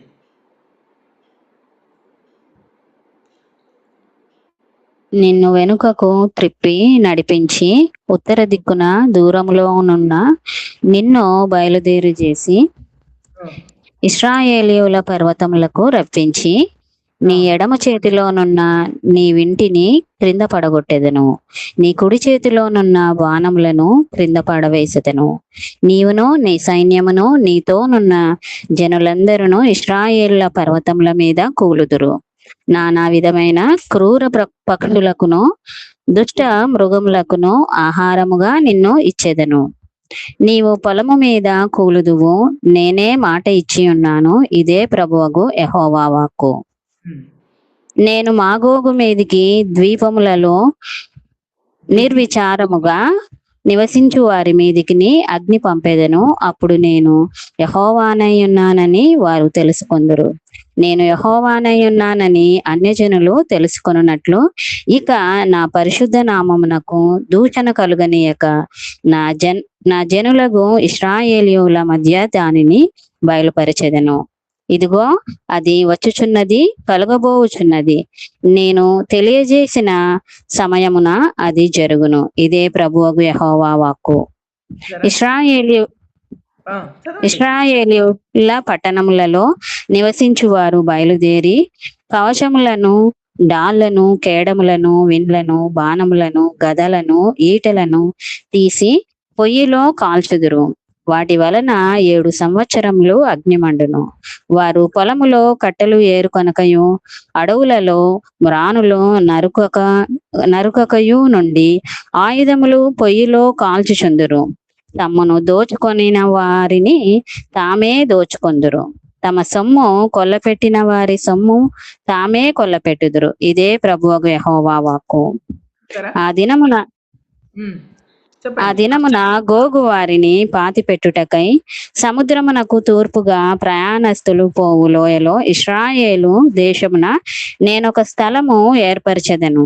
గోగును అతని సైన్యమంతటిని అక్కడి జనులు పాతిపెట్టగా ప్రయాణస్తులు పోవుటకు వీలు లేకుండాను ఆ లోయకు హమోన్ గోగు అను పేరు పెట్టుదురు. దేశమును పవిత్రపరచుచు ఇశ్రాయేలీయులు 7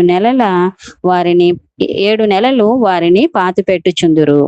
నేను ఘనత వహించు దినమున దేశపు జనులందరూ వారిని పాతిపెట్టుదురు. దాని వలన వారు కీర్తి నొందెదరు. ఇదే యెహోవా వాక్కు. దేశమును పవిత్రపరచుటకై దానిలోనున్న కళేబరములను పాతిపెట్టు వారిని దేశమును సంచరించి చూచుచు వారితో కూడా పోయి పాతిపెట్టు వారిని నియమించెదరు. 7 నెలలైన తరువాత దేశమునందు తనిఖీ చేసెదరు. దేశమును సంచరించి చూచువారు తిరుగులాడుచుండగా మనుష్య శల్యం ఒకటైనను కనబడిన ఎడల పాతిపెట్టు వారు హమోన్ గోగు లోయలో దానిని పాతిపెట్టు వరకు అక్కడ వారేదైనా ఒక ఆనవాలు పెట్టుదురు. మరియు హమోనా అను పేరు గల ఒక పట్టణముండును. ఇలాగున వారు దేశమును పవిత్రపరచుదురు. నరపుత్రుడా, చూసారా ఎంత ఇదిగా ఉంది. యేసయ్యనే యెహోవానే చెప్తున్నాడు, నేను మీకు విరోధిని అని యెహోవా దేవుడే చెప్తున్నాడు. అంతమంది ప్రజలు నా జనుల మీదకి వస్తారా? సరిహద్దులు లేవనుకుంటున్నారా? కొండలు లోయలు ఉన్నాయి, వీళ్ళకి సరిహద్దు ఏమీ లేదు కాబట్టి ఎలాగైనా రావచ్చు అనుకుంటున్నారా? నేను మీకు విరోధిని. ఇశ్రాయేలు పర్వతం మీద అందరూ కూలుదారు, ఉండరు. నేను మృగములకు పక్షులకు మిమ్మల్ని ఆహారంగా పిలుస్తాడట. మృగాల్ని పక్షుల్ని పిలిచి ఆహారంగా వేస్తాడట. అగ్నిని పంపుతాను, ఆకాశం నుండి అగ్ని వస్తుంది. దోచుకుని వారు తామే దోచుకుందరు. దోచుకోవడానికి వచ్చిన వాళ్ళు వాళ్ళే దోచుకుంటారు. ఒకరు కొల్లపెట్టిన సొమ్ముని వాళ్లే దోచుకుంటారు. వాళ్ళు తీసుకొని వచ్చిన ఈటెలు, తర్వాత బాణాలు ఇవన్నీ అక్కడే పడిపోతాయట. అవన్నీ ఏరుకొని ఇజ్రాయేల్ వాళ్ళు దాంతో వంట చేస్తారట. వంట చెరుకు కొనుక్కోరంట. ఎన్ని సంవత్సరాలు ఉందండి? ఎన్ని సంవత్సరాలు ఉందో చూడండి. 7 సంవత్సరాలు. 39:9 ఉంది చూడండి. ఏమనుందంటే కవచములను, డాళ్లను, కేడములను, విండ్లను, బాణములను, గదలను, ఈటెలను తీసుకొని పొయ్యిలో కాల్చుదురు. వాటి వలన 7 సంవత్సరములు అగ్నిమండును. చూసారా? అంటే వాళ్ళ పొయ్యిలోకి పనికొచ్చేవి. ఎన్ని సంవత్సరాలు? 7 సంవత్సరాలు. వారు పొలంలో కట్టెలు ఏరుకొనక అడవుల్లో మానులకు నరకకయు ఆయుధంలో పొయ్యిలు కాల్చదు. ఎంతమంది వచ్చింటారు, ఎన్ని తెచ్చింటారు, ఎన్ని జరిగింటారు ఒకసారి ఆలోచించుకోండి. ఎంత ఆశ్చర్యంగా ఉందో చూడండి. దేవుడు చేసే యుద్ధం ఇలా ఉంటుంది. వాళ్ళకే పెట్టేస్తాడు. కానీ ఇక్కడ ఇజ్రాయేల్కి ఏమైనా అయినట్లు ఎక్కడైనా రాశారండి? ఎక్కడా రాయలేదు. తర్వాత బరియలు చూడండి, వాళ్ళని పాతి పెట్టడం చూడండి. 39:11 మీరు ఇంటికి పోయిన తర్వాత చదువుకోండి. గోగు అంటారు. గోగు వారిని పాతి పెట్టుటకు సముద్రానికి తూర్పున ఒక పట్టణాన్ని పెడతాడట, ఒక స్థలాన్ని. హమోన్ గోగు అనే స్థలం. అక్కడ వీళ్ళకి ఇచ్చి ఆ స్థలాన్ని అక్కడ వాళ్ళని పాతి పెట్టమంటారంట. పాతి పెట్టడానికి కూడా ఎంతో కాలం, 7 సంవత్సరాలు పడుతుంది. 7 నెలలు 7 నెలలు పాతి పెడతారంట. అక్కడేమో వాళ్ళ ఈటలు అవన్నీ వంట సరుకుగా 7 ఏళ్ళు వాడితే చచ్చిపోయిన వాళ్ళని పాతి పెట్టడానికి 7 నెలలు పడుతుందని చెప్పి మనకు క్లియర్గా చెప్పారు చూడండి. 39:12 ఇజ్రాయేల్ని 7 నెలలు వారు పాతి పెట్టుదురు ఆ స్థలంలో. పవిత్రపరచు ఇశ్రాయేలీయులు 7 నెలలు వారిని పాతి పెట్టుచుందురు. ఎంత ఘోరంగా ఉందో ఒకసారి ఆలోచించండి. తర్వాత 39:21 చూస్తే ఘనత వహిస్తారంట. ఎంత చక్కగా వీళ్ళు పడేసి ఊరుకుండకుండా ఘనత వహిస్తారంట. వాళ్ళ మీద 39:29 చదవండి. అప్పుడు ఇజ్రాయేల్ మీద నా ఆత్మను కుమ్మరించదని ఉంటుంది చూడండి. 39:29 అప్పుడు ఇశ్రాయేలీయుల మీద నేను నా ఆత్మను కుమ్మరించెదను గనుక నేనికను వారికి పరాంగుకుడనై యుండను. ఇదే ప్రభువగు యెహోవా వాక్కు. అప్పుడు వాళ్ళు తెలుసుకుంటారు యెహోవా యొక్క విలువ. ఎంత గొప్ప దేవుడు, ఆకాశం నుండి వడగండ్లను పంపించాడు, మృగాలు పక్షులు వచ్చి అంత క్లీన్గా తినేస్తాయి, అగ్ని వచ్చింది, దోచుకుని వారు ఏమీ దోచుకోలేదు, అంతా వదిలిపెట్టేసి వెళ్ళిపోయారు, అంతా ఇజ్రాయేలీకే ఉన్నది. ఎందుకంటే ఎప్పుడు ఇజ్రాయెల్ని దోచుకోవాలని అనుకున్నారండి. ఎందుకంటే బంగారు ఎక్కువగా ఉంటుందంటే ఇజ్రాయేలీల దగ్గర. మీకు తెలుసు అనుకుంటా, నెబుకద్నెజరు ఫస్ట్ టైము సొలొమోను కట్టిన దేవాలయానికి వచ్చినప్పుడు కూడా బంగారునంతా దోచుకుంటాడు. ఇజ్రాయేలీల బంగారుని, దేవాలయంలో ఉన్న బంగారుని దోచుకుంటాడు. దీనికి కూడా చరిత్రకారులు అంటారు, ఆయన బంగారు దోచుకోవడానికి రాలేదంట, దేవాలయం పడగొట్టడానికి రాలేదట. మరి దేనికి వచ్చాడు? బంగారు దోచుకోవడానికి వచ్చాడంట. అక్కడికి వచ్చి దేవాలయానికి వచ్చినప్పుడు ఆయనకు బంగారే కనిపించింది, దేవత కనిపించలేదంట. ఎందుకంటే వాళ్ళు విగ్రహారాధికులు కదా, మధ్యలో దేవతను పెట్టి పూజిస్తారు, దేవుణ్ణో దేవతనో పెట్టి పూజిస్తారు. అక్కడ దేవత ఏమీ లేదు కదా. పరిశుద్ధ స్థలము మీకు తెలుసు కదా, ఆవరణము, పరిశుద్ధ స్థలము, అతి పరిశుద్ధ స్థలం ఉన్నది. అంతా కర్టన్స్ వేసి పెట్టారు. అక్కడ ప్రధాన యాజకుడు మాత్రమే పోవాలి, లేవీలు మాత్రమే పోవాలి, ఎవరు పోకూడదు. సో తక్కిన వాళ్ళందరూ ఎక్కడుంటారు? కేవలం ఆవరణలోనే ఉంటారు. వీడికి ఏమి కనిపించలేదు నెబుకద్నెజర్కి, దేవుళ్ళు దేవతలు విగ్రహాలు కనిపించలేదు. కాబట్టి ఇదే సొలొమోను మందిరం అనుకున్నాడట. అనుకొని బంగారం అంతా తీసేసుకొని లూట్ చేసేసి వెళ్ళిపోయాడు. ఎంత ఆశ్చర్యంగా ఉంటాయంటే ఇవన్నీ చదువుతుంటే, దేవుని యొక్క క్రియలు మనకు అర్థం కావండి. సో తన ప్రజల మీద ఎవరైనా వస్తే వాళ్ళతో ఎట్లా యుద్ధం చేస్తారంటే, ఇజ్రాయేలీలు ఎక్కడ కూడా మీకు ఒక్క సెంటెన్స్ కూడా ఇజ్రాయేల్ వాళ్ళ మీద యుద్ధం చేసినట్లు లేదు. నీ తరపున నేను యుద్ధం చేస్తానన్నాడు, నీ తరపున నేను యుద్ధం చేస్తానంటాడు. యుద్ధం చేశాడు. యుద్ధంలో వాళ్ళంతా చచ్చిపోయారు. ఆ నేరనంతా క్లీన్ చేశాడు, ఒక స్థలాన్ని పెట్టించాడు, పక్షుల్ని పిలిచాడు, మృగాల్ని పిలిచాడు, తినండి అన్నారు. వాళ్ళు తినేక తర్వాత ఆ కళేబరాలందరూ ఒక చోట పూడ్చిపెట్టాడు. అలా పూడ్చిపెడితే ఆ విదేశీయులు వేరే వాళ్ళంతా అట్లా పోయే వాళ్ళందరూ ఘనత వహించారంట. ఎంత బాగా చేస్తున్నారు వీళ్ళని, వీడి గురించి చాలా మంచిగా చెప్పుకుంటారట. ఘనత 39:21 ఉంది. ఘనత అందరూ తెలుసుకుందరంట, వీళ్ళ ఘనత అందరూ తెలుసుకుంటారు. తర్వాత 29వ అధ్యాయం వచనంలోకి వచ్చే లోపల ఇజ్రాయేల్ మీద ఏది కుమ్మరిస్తానంటే నా ఆత్మ కుమ్మరి. అప్పుడు వాళ్ళు తెలుసుకుంటారు ఇజ్రాయేలీలు, దేవుడు అంటే యెహోవా దేవుడే దేవుడు, మనం యెహోవా దేవుడికే వినయంగా విధేయతతో ఉండాలి, విశ్వాసాన్ని కనపరచాలా అనుకుంటారు. ఇది గోగు మాగోగు మొదటి యుద్ధం అండి. సో మొదటి యుద్ధము ఇజ్రాయేలీలకు ఎవరికి జరుగుతుంది? మాగోగుకు జరుగుతుంది. అది మొదటి యుద్ధం. గెలిచింది ఎవరు? ఇక్కడ ఇజ్రాయేలీలే గెలిచారు. ఇప్పుడు రెండవది చూస్తాం. రెండవది గోగు మాగోగు యుద్ధము. ప్రకటన 20. ప్రకటన 20.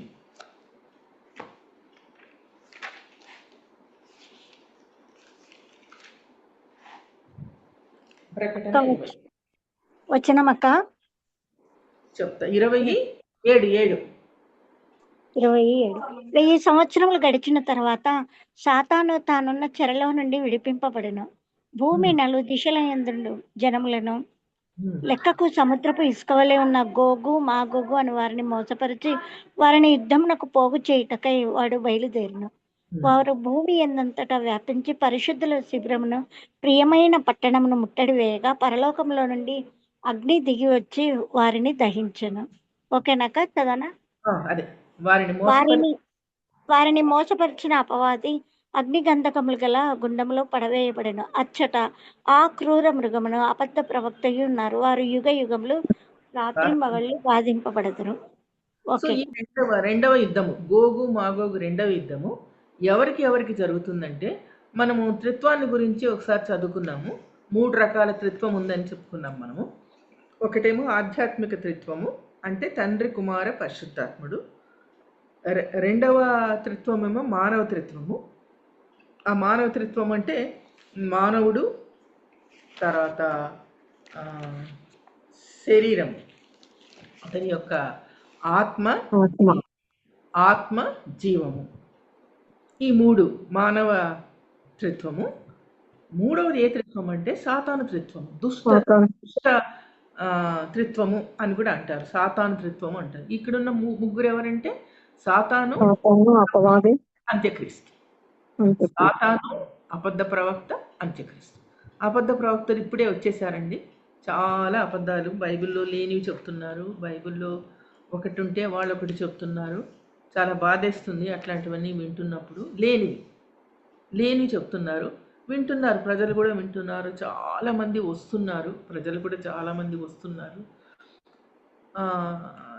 నాకు చూస్తే బైబిల్లో ఒకటి ఉన్నది, ఏమున్నదంటే వ్యాపారం అయిపోతుంది అని ఉన్నది. వ్యాపారం అవుతుందట. ఏది వ్యాపారం అవుతుందంటే దేవుని సేవ వ్యాపారం అయిపోతుందట. వ్యాపారం చేస్తారంట. ఇప్పుడే అయింది, ఇంకా ఎక్కువ అవుతుంది. ఒక సేవకుడు, మీరు బాగా వాక్యం చెప్తున్నారు, మీరు మా ప్రాంతానికి రండి సేవ చేయడానికి, మీటింగ్స్ పెడతాము అంటే వస్తాను, కానీ నావి కొన్ని కండిషన్స్ ఉన్నాయి. ఏంటి ఆ కండిషన్స్? ఒక్కసారి ఆయన వాక్యం చెప్తే ఆయనకంటే 50,000 ఇవ్వాలట. 50,000 ఆయన వాక్యానికి. స్టేజ్ మెజర్మెంట్స్ చెప్పారంట. 100 అడుగులు ఇంటూ 50 ఉండాలంట స్టేజ్ మెజర్మెంట్స్. ఆర్కెస్ట్రా అంతా నాదే వస్తుంది, నా వాళ్ళే పాటలు పాడతారు, నా వాళ్ళే ఉంటారు అని చెప్పారట. మనకు అంత రిచ్ సంఘాలు ఉన్నాయండి? ఒక్క మీటింగ్కి 50,000 ఇచ్చి 100/50 స్టేజ్ కట్టి వాళ్ళకంతా అకామిడేషను, వాళ్ళకంతా ఫుడ్డు, అంత ఈజీనా? ఒకసారి ఆలోచించండి, ఎంత కష్టమో ఆలోచించండి. నాకైతే ఎంత ఆశ్చర్యం వేసిందో, ఇదేమిటి ఇంత వ్యాపారం అయిపోయింది అని. అందుకే బైబిల్లో చెప్పారండి, ఏంటి ఇది వ్యాపారం అనే కాదు కానీ కుక్కలు అన్నాడు, కుక్కలు పందులు అన్నారు.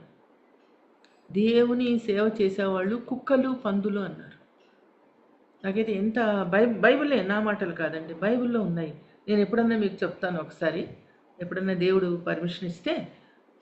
సేవకులకు ఉండవలసిన లక్షణాలు ఉన్నాయి దాంట్లో. నెగటివ్ చెప్పాడు, పాజిటివ్ చెప్పాడు. అందులో చెప్పాడు సోదె కూడా చెప్తారంట. ఇంకా 2 రోజులు పోతే సేవ చేసేవాళ్ళు సోదెగాళ్ళు అవుతారట. సోదె చెప్తారంట, నీకు పలానప్పుడు ఇది అవుతుంది, పలానప్పుడు అదే కదండి సోద, అది కూడా చెప్తారట. నాకైతే ఎంత ఆశ్చర్యం వేసిందంటే, బైబిల్లో ఇవన్నీ జరగకముందే చెప్తున్నాడు, బైబిల్లో ఇవన్నీ ఉన్నాయని, జరుగుతున్నాయి ఇప్పుడు. సో అంత్యక్రీస్తు, సాతాను, అబద్ధ ప్రవక్త, మరి వీళ్ళందరినీ ఇది చేసి ఎవరి మీదకి యుద్ధానికి వస్తారంటే మళ్ళీ ఇజ్రాయేలీలు క్రైస్తవుల మీదకి వస్తారట. ఇందులో క్రైస్తవులు ఉన్నారండి. ఇదివరకు ఫస్ట్ దాంట్లో ఇజ్రాయేల్ మాత్రమే ఉన్నారు. రెండవ దానికి వచ్చే లోపల ఇజ్రాయేలీలు, క్రైస్తవులు వీళ్ళందరూ కలుసుకొని యుద్ధం చేస్తారు. సో అదే మీకు 20:12 చూడండి. ప్రకటన 20:12 చూడండి. మరి గొప్పవారేమి కొద్దివారేమి మృతులైన వారందరూ ఆ సింహాసనం ఎదుట నిలవబడి ఉండుట చూచితిని. అప్పుడు గ్రంథములు విప్పబడెను, మరియు జీవ గ్రంథమును వేరొక గ్రంథము విప్పబడెను. ఆ గ్రంథముల యందు వ్రాయబడి ఉన్న వాటిని బట్టి తమ క్రియల చొప్పున మృతులు తీర్పు పొందిరి. సముద్రము తనలో ఉన్న మృతులను అప్పగించెను, మరణమును పాతాళ లోకమును వాటి వశమునున్న మృతులను అప్పగించెను. వారిలో ప్రతివాడు తన క్రియల చొప్పున తీర్పు పొందెను. మరణమును మృతుల లోకమును అగ్నిగుండములో పడవేయబడెను. ఈ అగ్నిగుండము 2వ మరణము. ఎవని పేరైనను జీవ గ్రంథమందు వ్రాయబడినట్టు కనబడిన ఎడల వాడు అగ్నిగుండంలో పడవేయబడెను. ఓకేనా? చాలు, చూసారా ఎలా ఉందో. సో 2వ మాగోగు యుద్ధము డేంజరస్సే, మొదటిగా మాగోగు యుద్ధము డేంజరస్సే. సో ఇవన్నీ మనం గ్రహించి అంత్యకాలంలో మనం నివసిస్తున్నాం కాబట్టి చాలా జాగ్రత్తగా ఉండాలి. ఎంత జాగ్రత్తగా ఉండాలంటే విశ్వాసం నుండి తొలగిపోవడానికి వీల్లేదండి. రోజు రోజుకి బలమైన విశ్వాసం కలిగి, ఇంకా లోతైన విశ్వాసం కలిగి మనం జీవించాలి. పైపైన మాటలు, పైపైన ఇవి మాత్రం వద్దు మనకు. ఏది చేసినా అంతరంగాలలో నుంచి మనస్ఫూర్తిగా దేవుని పేరు మీద చేయాలి. మనం చాలా సాక్షి జీవితాన్ని కలిగి ఉండాలి. ఎందుకంటే తీర్పు ఉన్నది, జీవగ్రంథంలో మన పేర్లు లిఖింపబడి ఉండాలి. తీర్పు ఉన్నది. ఆ తీర్పు అప్పుడు ఎవరి క్రియల చొప్పున తీర్పు ఇవ్వబడుతుంది. సో ఇవన్నీ మనం మనసులో ఉంచుకొని నిజమైన క్రైస్తవ జీవితాన్ని కలిగి బైబిల్ ప్రకారమే జీవించాలి. బైబిల్కి వ్యతిరేకంగా ఎవరైనా అబద్ధ ప్రవక్తలు అవి ఇవి చెప్తూ ఉంటారు, చాలా ఆసక్తిగా పాటలు ఎక్కువగా పాడుతున్నారు, ఇప్పుడు ఆరాధన ఎక్కువ చేస్తున్నారు, పాటలు బాగా కడుతున్నారు, పాటల ద్వారానే అట్రాక్ట్ చేసుకుంటున్నారు ఎక్కువగా. నో డౌట్ ఆరాధన బాగుంటుంది. ఆ ఆరాధనతో పాటు వాక్యము ఉండాలి, ప్రార్థన ఉండాలి. దేవుడికి ఆరాధన ఇష్టము, ప్రార్థన ఇష్టము. వాక్యం ఉంటే మనకు తెలుస్తుంది వాట్ ఈస్ వాట్ అని తెలుస్తుంది. సో ఇవన్నీ ఉండి తీరాలండి. ఇవి లేకుండా మనం జీవించడానికి వీల్లేదు. సో ఇవన్నీ కలిగి జీవించాలి. ఇవన్నీ కలిగి జీవించాలంటే మనం ఎక్కువగా దేవునిలో ఉంటే దేవుడే మనల్ని నడిపిస్తాడండి. మనము నడవనవసరం లేదు. దేవుడే చెయ్యి పట్టుకొని నీ పాదములు తొట్టిల్లకుండా, కీర్తనలో ఉంచుడు, నీ పాదములు తొట్టిల్లకుండా నీ చెయ్యి పట్టుకొని నడిపించువాడు యెహోవానే అని. సో మనకు దేవునిలో ఉంటే దేవుడే మనల్ని నడిపిస్తాడు. మనల్నే కాదు, మన కుటుంబాన్ని, మన బంధువులని, మన చర్చ్ మెంబర్స్ అందరినీ దేవుడే నడిపిస్తాడు. అట్లాంటి కృప మనకందరికీ దేవుడు ఇవ్వడానికి మనం ప్రార్థన చేయాలి, అలా ఉండాలి. ఇది మీరు గ్రహించాలి. మరి ఇంటికి పోయిన తర్వాత మీకు ఓపిక ఉంటే 38 ఎహెచ్కేలు 39 ఎహెచ్కేల్ గ్రంథాన్ని ఒకసారి చదవండి. అప్పుడు మీకు తెలుస్తుంది, ఇంకా లోతుగా మీరు తెలుసుకోవచ్చు ఏమేమి జరుగుతుంది ఏంటి. నేను నీకు విరోధినని దేవుడు అంటాడు వాళ్ళని, ప్రజలతో. వాళ్ళు భయపడలేదు చూడండి. నాకు అదే ఆశ్చర్యం వేస్తుంది. యెహోవా దేవుడు నేనే మీకు విరోధిని అంటాడు, అయినా భయపడలేదు. అగ్ని గంధకాల్ని కురిపించాడు, అయినా భయపడలేదు. మృగాలు పక్షులన్నీ వచ్చాయి, దోచుకున్నారు, కొల్లబెట్టుకున్నారు. అన్నీ జరిగినా కూడా మళ్ళా యుద్ధానికి వచ్చారంటే వాళ్ళని ఏమనాలా? మనం ఏమనాలా? వాళ్ళని నడిపించే వాళ్ళు అంత శక్తిమంతులు. ఎవరా నడిపించేవాళ్ళు అంటే దుష్టత్రయం, అబద్ధ ప్రవక్త, అంత్యక్రీస్తు, సాతాను. తర్వాత ఇక్కడ ఇంకొక విషయాన్ని కూడా మీరు గుర్తుపెట్టుకోండి. అంత్యక్రీస్తు అనేవాడు తో నిబంధన చేసుకుంటారంట ఇజ్రాయేలీలు అంత్య దినాలలో. ఎందుకంటే అంత్యక్రీస్తేనంట దేవాలయం కట్టడానికి పూనుకునే 3వ దేవాలయం. మీకు తెలుసు కదా, ఫస్ట్ దేవాలయం ఇజ్రాయేల్ సొలొమోన్ కట్టాడు. 2వ దేవాలయం ఎవరు కట్టాడు? జెరుబ్బాబెల్ కట్టాడు. తర్వాత 3వ దేవాలయం ఎవరు కడతారంటే ఈ అంత్యక్రీస్తు కడతాడట. ఈ అంత్యక్రీస్తు కూడా ఎక్కడి నుండి వస్తాడు అని బైబిల్లో ఉన్నదంటే 7 కొండలున్న దేశం నుండి వస్తాడంట. 7 కొండలు ఏ దేశంలో ఉన్నాయో తెలుసా అండి? రోమా దేశంలో 7 కొండలు ఉన్నాయి. 7 కొండలున్న దేశం నుండి అంత్యక్రీస్తు వస్తాడట. ఈ అంత్యక్రీస్తు నిబంధన ఏర్పాటు చేసుకుంటాడంట. ఇజ్రాయేలీలకి ఒక నిబంధన ఉన్నది, ఒక చట్టం ఉంది. ఏంటంటే వాళ్ళు ఇతరులతో నిబంధన చేసుకోరు, ఇజ్రాయేల్తోనే నిబంధన చేసుకుంటారు. సో అంత్యక్రీస్తు ఎవరై ఉంటాడంటే అతడు కూడా ఇజ్రాయేల్ వాడే ఉంటాడు. అంటే 12 గోత్రాలు ఒక గోత్రం, బయటవాడు కాదు. అందుకే వీళ్ళు నమ్ముతారంట అంత్యక్రీస్తుని. ఇజ్రాయేలీలు లేకపోతే ఇజ్రాయేల్ ఎవరిని నమ్మరండి.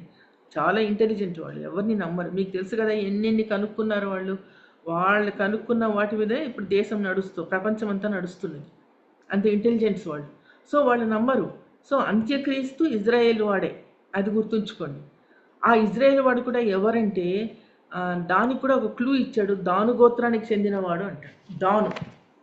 దాను గోత్రం. ఎందుకంటే ఆదికాండం 49 చూడండి, 49 ఆదికాండం 49 చూడండి, అందులో క్లూ ఇస్తాడు మనకు.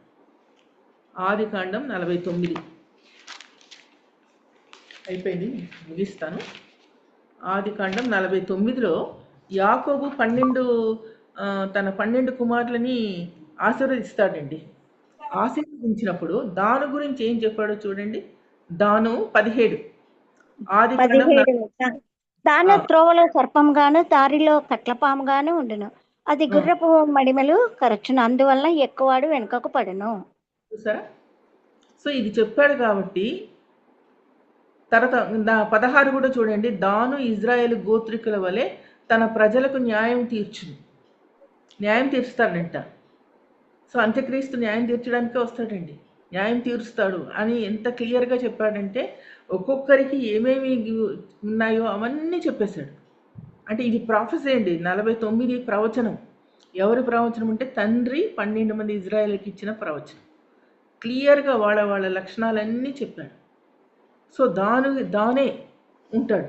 తర్వాత ఏసేపును ఆశీర్వదిస్తాడు కదండి, ఆశీర్వదిస్తాడు. ఏసేపుకు ఇంకొక గోత్రాన్ని ఇస్తానంటాడు. సో దాను గోత్రం పోతుందంట. ఏ గోత్రం వస్తుందంటే అతని పిల్లలు ఇద్దరు ఎఫ్రాయిము, మనష్షే వాళ్ళకు ఒక గోత్రం వస్తుంది. సో ఇవన్నీ జరుగుతున్నాయి, మనము చూస్తూ ఉన్నాము. మనకు అన్ని ముందుగానే బైబిల్లో రాసి పెట్టారు, గ్రహించాలి. సో మనం విశ్వాసాన్ని స్థిరపరచుకొని అన్ని గ్రహించుకొని మనం బ్రతకాలి. చాలా గడ్డు దినాల్లో ఉన్నాము, అంత్య దినాల్లో ఉన్నాము. విశ్వాసాన్ని గట్టిగా పట్టుకోవాలి. అబద్ధ ప్రవక్తల ఇన్ఫ్లుయెన్స్కి లోను కాకుండా మనకు దేవుడే మనల్ని రక్షించాలని మనం అందరం కలిసి ఎప్పుడూ ప్రార్థనలో ఉండాలి. మీరు ప్రార్థనలోనే ఉంటున్నారా అని మీకు ఎంతో ఆశీర్వాదము. దేవుని విషయాలు ఇంకా తెలుసుకుంటూ ఉండాలి. తెలుసుకుంటే మనం జాగ్రత్త వహిస్తామండి. Thank you very much.